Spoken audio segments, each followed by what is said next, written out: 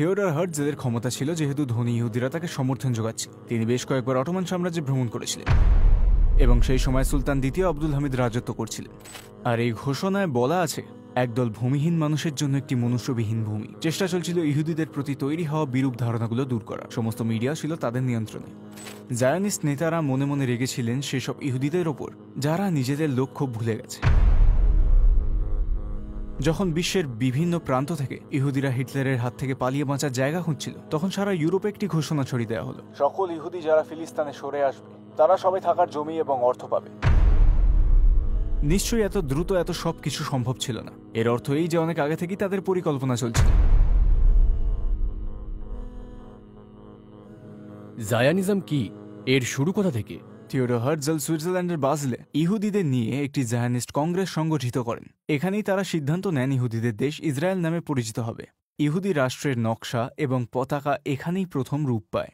দুটি রেখার মাঝে দাউদের তারা, নবী দাউদ আলাহিসাল্লামের তারা, অর্থাৎ উষা আলাহিসাল্লামের জেরুসালাম জয়ের পর নবী দাউদ আলাহিসাল্লামই সেই রাষ্ট্রকে গড়ে তোলেন। তারা দুটো সে ঘটনাই মনে করায়। দাউদের তারা আমাদের বলে, ঠিক এখানেই আমরা ইহুদি রাষ্ট্রের পুনঃপ্রতিষ্ঠা করব। আর সেই নীল রেখা দুটি নির্দেশ করে নীল নদ আর ফোরাত নদীকে। সমস্ত ঝামেলার সূত্রপাত এখান থেকেই। যেহেতু তারা নিজেদের শ্রেষ্ঠ জাতি বলে মনে করে, সবার চেয়ে ওপরে, সমস্ত পৃথিবীকে তারা ছোট চোখে দেখে, সবার প্রতি তাদের ঘৃণা। মানে মুসলিমরা এখানে তাদের একমাত্র নিশানা নয়, তারা খ্রিস্টানদেরও ঘৃণা করে। সমস্ত পৃথিবীকে ঘৃণা করে তারা ভাবে তাদের সম্পত্তি দখল করে নেওয়া হয়েছে। ভেবে দেখুন, আপনার ধর্ম আপনাকে এরকম কিছু একটা শেখাচ্ছে, এই সমস্ত কিছু তোমার ছিল অমুক আর তমুক এসে তোমার জায়গা দখল করেছে। তাদের সাহস কি করে হলো আমার সম্পদ নেওয়া? এগুলো আমার উদ্ধার করতে হবে, সমস্ত পৃথিবী আমার জয় করে নিতে হবে। এটাই তাদের মূল বিশ্বাস। ঠিক কখন এবং কিভাবে ইহুদিরা ফিলিস্তিনে যাবার সিদ্ধান্ত নিল? অবশ্যই থিওডর হার্টজেলের শুরু থেকেই জেরুজালেমের ওপর নজর ছিল না।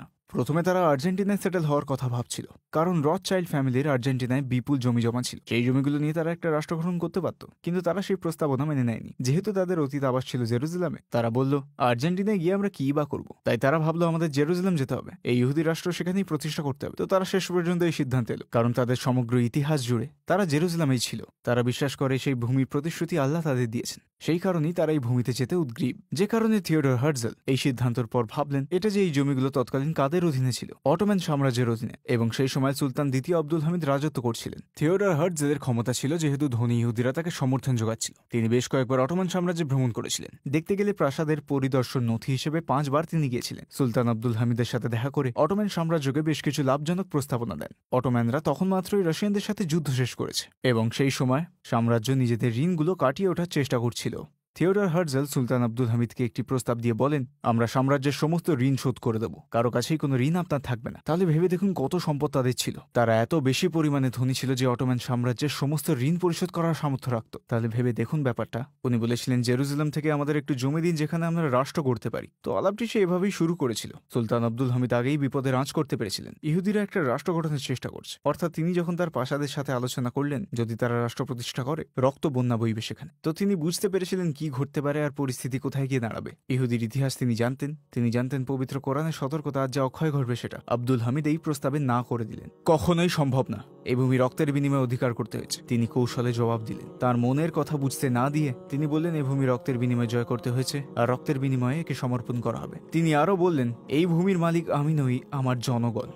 এই জমি দেবার আমার অধিকার নেই। এই সমস্ত উত্তর তিনি বেশ ডিপ্লোম্যাটিক্যালি দিয়েছিলেন। এর পরপরই তিনি একটি আদেশ জারি করেন যে কেউই যাতে ইহুদির কাছে ফিলিস্তিনের আল কুচ এলাকার জমি বিক্রয় না করে। অন্য কথায়, তার নাম ভাঙিয়ে তারা লোকেদের কাছ থেকে ধীরে ধীরে জমি হাতিয়ে কিছু করবে, আজ করে তিনি নিজ অধিকার বলে সেটা রুখে দেন। একটি আর্টিকেলে থিওডর হার্টজেল বলেন, ইহুদি রাষ্ট্র প্রতিষ্ঠার জন্য আমাদের অটোমান সাম্রাজ্যের পতনের প্রতীক্ষা করতে হবে। বেশ ইন্টারেস্টিং একটি বক্তব্য। এর থেকে আমরা কি বুঝতে পারি? ইহুদিরা শক্তিশালী ছিল এবং রাষ্ট্র প্রতিষ্ঠার জন্য তারা অটোমানদের ক্ষমতা দখল করে নেওয়ার পরিকল্পনা করেছিল। যতক্ষণ অটোমান সাম্রাজ্যের পতন ঘটছে না, আমরা কিছুই করে উঠতে পারবো না। তারপর ইহুদিরা অটোমান সাম্রাজ্যের পতন ঘটাতে তাদের সামর্থ্যের সবটা দিয়ে চেষ্টা করলো। সর্বপ্রথম তারা ব্রিটিশদের কাছে সাহায্য চাইল, কারণ ব্রিটিশরা সেই সময় সুপার পাওয়ার ছিল। জলে, স্থলে বা রাজনৈতিকভাবে সবকিছু ব্রিটিশদের হাতে ছিল। তো অর্থনৈতিক সমর্থের বিনিময় ইহুদিরা ব্রিটিশদের সাথে একটা ঐক্যমতে পৌঁছল এবং প্রতিশ্রুতি নিল যে অটোমানদের পতনের পর ফিলিস্তিন এবং আল-কুদস তাদের অধিকারে দেয়া হবে। অতএব সুলতান আব্দুল হামিদ ক্ষমতাচ্যুত হন। অটোম্যানরা প্রথম বিশ্বযুদ্ধে যোগ দেয় এবং প্রথম বিশ্বযুদ্ধে ফিলিস্তিনি সীমান্ত যুদ্ধে, যেমনটা আপনি জানেন, তুর্কিরা ব্রিটিশদের কাছে হেরে যায়। সেই মুহূর্ত থেকে যখন ব্রিটিশরা ফিলিস্তিনে অধিকার করলো, তারা ইহুদিদের সাথে করা চুক্তিকে বাস্তবায়ন শুরু করলো। মজার ব্যাপার হলো, যুক্তরাজ্য আর কোনো দেশের জন্যই এমন কিছু করেনি, কিন্তু তারা ইহুদিদের জন্য করেছিল। তারা ইউরোপের সমস্ত ইহুদিদের আহ্বান করলো যারা ফিলিস্তিন যেতে আগ্রহী। এর পরপরই ব্যালফোর ডিক্লারেশন ঘোষণা করা হয়। এটা সেই বিখ্যাত মন্ত্রীর ঘোষণা। এই ঘোষণায় বলা আছে, একদল ভূমিহীন মানুষের জন্য একটি মনুষ্যহীন ভূমি। চেষ্টা চলছিল ইহুদিদের প্রতি তৈরি হওয়া বিরূপ ধারণা দূর করার। সমস্ত মিডিয়াও ছিল তাদের নিয়ন্ত্রণে। তারা সবাইকে সুলতান দ্বিতীয় আব্দুল হামিদের বিরুদ্ধে খেপিয়ে তুলল এবং তাকে ক্ষমতাচ্যুত করল। তারা ইউরোপের ইহুদিদের প্রতি সহানুভূতি তৈরির চেষ্টা করল। তারা বলে বেড়াতে লাগলো এই মানুষগুলো অত্যাচারিত এবং তাদের অধিকার আছে রাষ্ট্র গঠন করার। ধীরে ধীরে তারা ফিলিস্তিনে ইহুদিদের বসতি গড়ে তুলল। এই সময় থেকেই ইহুদিরা ফিলিস্তিনে থাকতে শুরু করলো, আর ব্রিটিশ সৈন্যরা সেখানে পাহারা দিতে লাগলো। কেন? তারা ইহুদিদের রক্ষা করছিল। যদি মুসলিমরা বা অন্য কোনো দল তাদের কোনোভাবে ক্ষতি করতে চায়, তো ব্রিটিশ সৈন্যরা সেখানে ইহুদিদের জীবন, সম্মান এবং সম্পত্তি রক্ষা করতে লাগলো, যাতে কোনো রকম ক্ষয়ক্ষতি ইহুদিদের না হয়, এমনভাবে যেন তারা সেখানে স্থায়ীভাবে বসবাস করতে পারে। কিন্তু খুব বেশি ইহুদি সেখানে গেল না। হ্যাঁ, তারা ভেবেছিল আমরা একটা রাষ্ট্র প্রতিষ্ঠা করব, হ্যাঁ আমরা নিজেদের লক্ষ্যে পৌঁছাবো। অনেক ইহুদি এটা বিশ্বাস করেনি। প্রায় 2000 বছর অবরুদ্ধ এবং দুর্দশাগ্রস্ত হয়ে কাটানোর পর আমরা একটি রাষ্ট্রের পুনঃপ্রতিষ্ঠা বা শক্তি সঞ্চয় করতে পারি না, এসব তাদের কাছে অলিক স্বপ্ন মনে হচ্ছিল। অর্থাৎ আমি সাধারণ মানুষের কথা বলছি, যারা ক্ষমতায় ছিল তাদের কথা না। বহু সাধারণ মানুষ এসব ঝামেলায় জড়াতেই চায়নি। একটু ভেবে দেখুন, আপনার নিজের ব্যবসা আছে, আপনি জীবনে সেটেলড। ইউরোপে আপনার একটা জীবন আছে, বাড়ি আছে। আপনি এই সব কিছু ফেলে রেখে ফিলিস্তিনে যাবেন, সেখানে একটি নতুন জীবন শুরু করবেন শূন্য থেকে। ইহুদিরা এসব চায়নি, তাই ফিলিস্তিনে অভিবাসীর সংখ্যা বেশ কম ছিল। তাই ব্রিটিশরা এবং জায়নিস্টবাদীরা, এখানে জায়নিস্ট বলতে আমি বোঝাচ্ছি থিওডর হার্টজেল এবং তাদের গোপন চক্র যা চাইছিল সেটা হয়নি। ইহুদিরা সেখানে গেল না। তারা মনে করলো তারা আমাদের লক্ষ্যের সাথে প্রতারণা করছে। এক ধরনের ঘৃণা জন্ম নিল মনে। আমরা তাদের প্রতিশোধ ভূমিতে যাবার আহ্বান জানালাম, আর তারা এলো না। কেউই কষ্ট স্বীকার করতে রাজি নয়। কিছু সময় পর এই বিষয়টি, এই লক্ষ্য মানুষ ভুলতে শুরু করে। বহু শতাব্দী কেটে যায়। জায়োনিস্ট নেতারা মনে মনে রেগেছিলেন নিজেদের লক্ষ্য ভুলে যাওয়া ইহুদিদের প্রতি। সবকিছু যখন এভাবেই চলছিল, হঠাৎ একটা কাণ্ড ঘটল। জার্মানিতে নাৎসি পার্টি গঠিত হলো, আর প্রথম বিশ্বযুদ্ধ শেষ হয়ে এলো। জায়নিস্টদের তখন লক্ষ্য দাঁড়ালো ফিলিস্তিনের দিকে সমগ্র ইহুদিদের মনোযোগ আকর্ষণ করা, সেখানে একটা ভিড়, একটা জনবসতি গড়ে তুলে একটি রাষ্ট্র প্রতিষ্ঠা করা। ব্রিটিশরাও সমস্ত রকমের রাজনৈতিক সমর্থন যোগাতে লাগলো। জায়নিস্টরা ব্রিটিশদের অর্থনৈতিক সমর্থন দিয়ে গেল, আর তারা জায়নিস্টদের রাজনৈতিক এবং সামরিক সাপোর্ট দিল। যেহেতু ইহুদিদের কোনো সামরিক শক্তি ছিল না, তো ইহুদিরা সেই সব ভূমিতে শক্ত সমর্থন পেল। এখন তারা সেখানে থাকতে শুরু করলেই রাষ্ট্রের প্রতিষ্ঠা হয়, কিন্তু তারা গেল না। যাই হোক, জার্মানিতে নাৎসি দল প্রতিষ্ঠিত হল, আর এর প্রতিষ্ঠাতা অ্যাডলফ হিটলার ছিল ইহুদিদের চরম শত্রু। তার শপথ ছিল পৃথিবীর বুক থেকে সমগ্র ইহুদিদের মুছে দেওয়ার। তিনি খুব কম সময় সমগ্র ইউরোপ দখল করলেন এবং অনেকগুলো বন্দি শিবির তৈরির নির্দেশ দিলেন। তিনি ছিলেন ইহুদিদের ভয়ঙ্কর শত্রু এবং তাদের জড়ো করে সব ধরনের অত্যাচার চালাতে লাগলেন, এমনকি জ্যান্ত পুড়িয়ে মারতেও লাগলেন। এই ঘটনা সত্যি বলতে জায়নিজমের পক্ষে কাজ করলো। কেন? কারণ সমস্ত ইহুদি যারা হিটলারের অত্যাচার ভয় পেল, বুঝে গেল ইউরোপে তারা টিকে থাকতে পারবে না। যেমনটা আপনি জানেন, হিটলার রাশিয়া আক্রমণ করেছিল, তাই রাশিয়ার ইহুদিরাও একই কথা ভাবল। যখন বিশ্বের বিভিন্ন প্রান্ত থেকে ইহুদিরা হিটলারের হাত থেকে পালিয়ে বাঁচার মতো জায়গা হচ্ছিল, সারা ইউরোপে একটি ঘোষণাপত্র ছড়িয়ে দেওয়া হলো। কি ছিল সেই ঘোষণাপত্রে? সমস্ত ইহুদি যারা ফিলিস্তিনে সরে আসবে, তারা সবাই থাকার মতো জমি এবং অঢেল সম্পদ পাবে। যদি তারা ফিলিস্তিনে সরে আসে, এই ঘোষণাপত্রটি লিফলেটে করে বিলি করা হয়েছিল। অবশ্যই হিটলারের ভয়েই ছিল তাদের পালিয়ে আসার পেছনে আসল উদ্দেশ্য।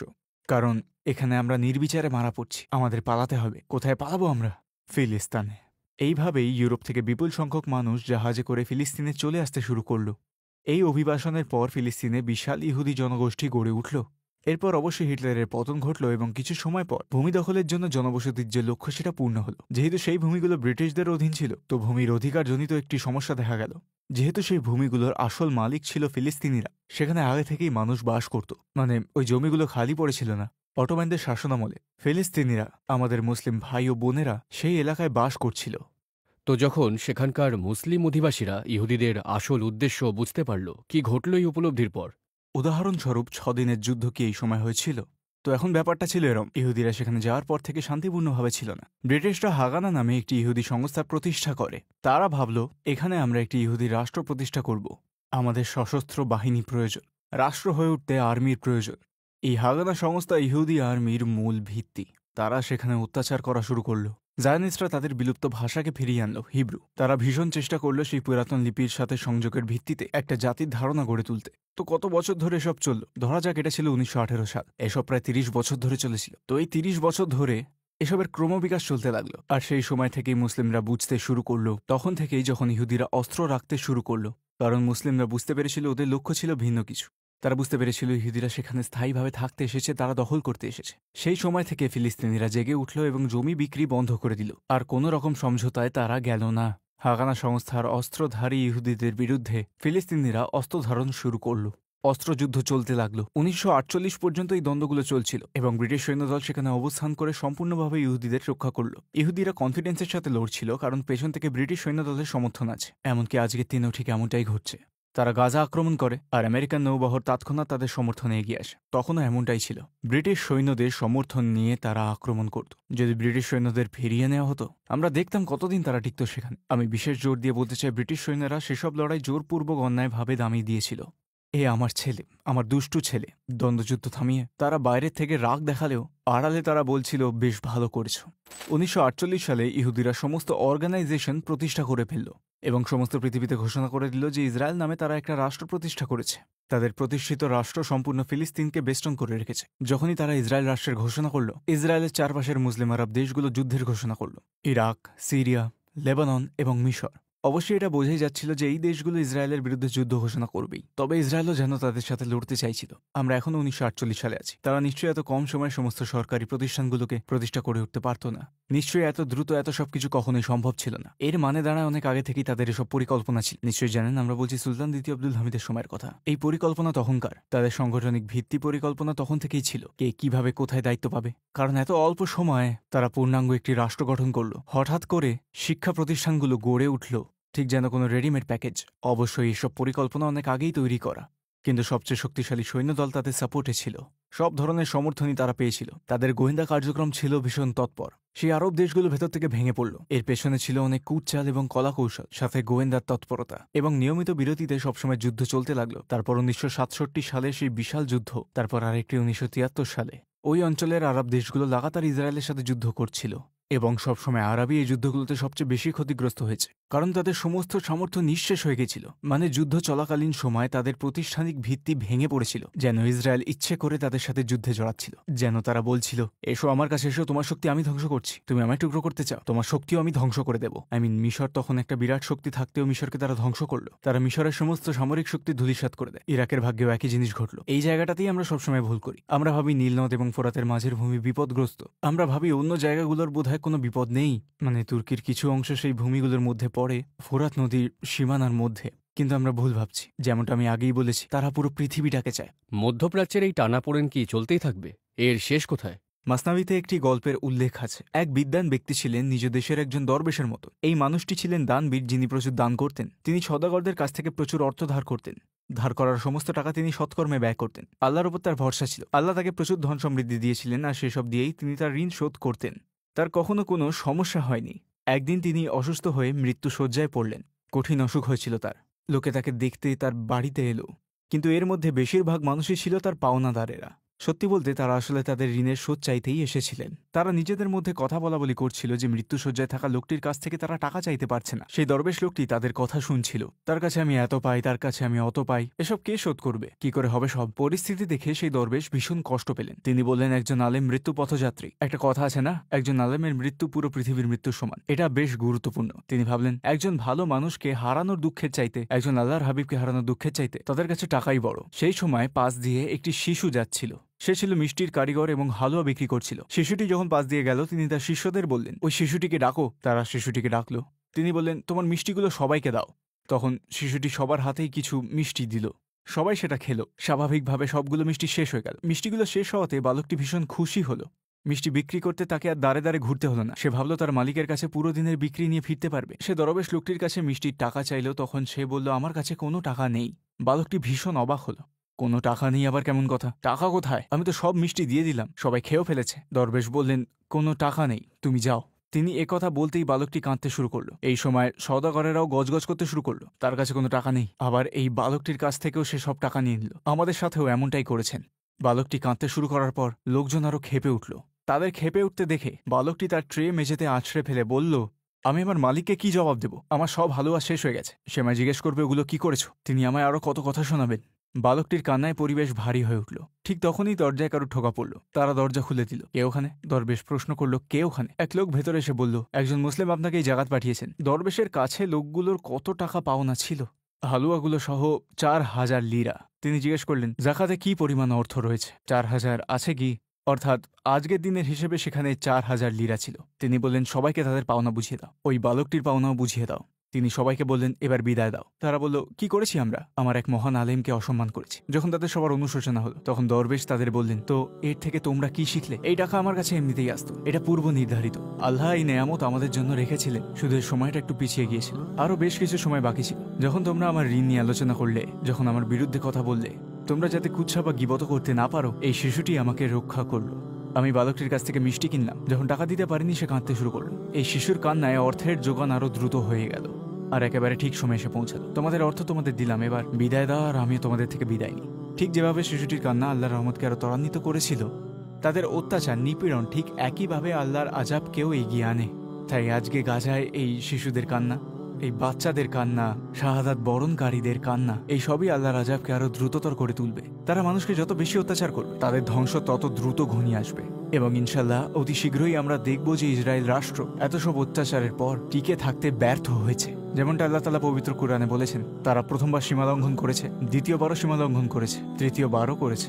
যদি তোমরা আবারও সীমালঙ্ঘন করো, আমি তোমাদের ধ্বংস করব। জায়ানিস্টরা সারা পৃথিবী জুড়ে সীমালঙ্ঘন করছে, যার পেছনে ইসরায়েলিরা রয়েছে, এবং গাজার নিরস্ত নিরপরাধ মানুষেরা তার মূল্য দিয়ে চলেছে। আমি আশা করি এবং দৃঢ়ভাবে বিশ্বাস করি, অতি শীঘ্রই ইসরায়েল রাষ্ট্রের উপর এক ভয়ঙ্কর দুর্যোগ ঘনিয়ে আসবে এবং ইসরায়েল রাষ্ট্র ভেঙে পড়বে।